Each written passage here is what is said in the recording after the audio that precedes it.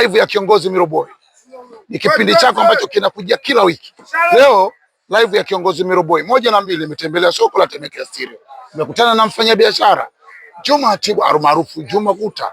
Huyu shughuli zake ni upokeaji wa mizigo au matunda mbalimbali kutoka mikoani na hata nje ya nchi yetu.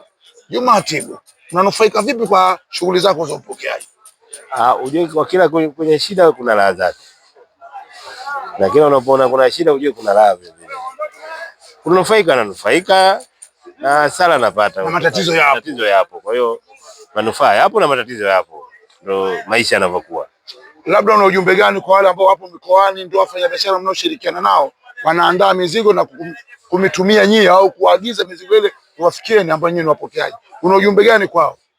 Kwanza mizigo nataka ifike kwa wakati. Kutokana na changamoto za usafiri na nini, kama sasa hivi nauli ndio hivyo zimepanda.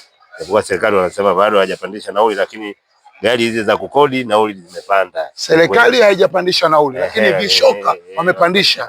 Nasema vishoka, tutumie lugha ya vishoka. Kwa hiyo biashara zifike kwa wakati, at least kidogo mambo yanaweza kawa mazuri. Bwana, mimi nashukuru sana kwa muda wako na kutafuta kwa wakati mwingine tuendelee kujua yanayojiri katika soko la Temeke Stereo. Asante sana Juma Hatibu, maarufu Juma Guta. Live ya kiongozi Miroboy leo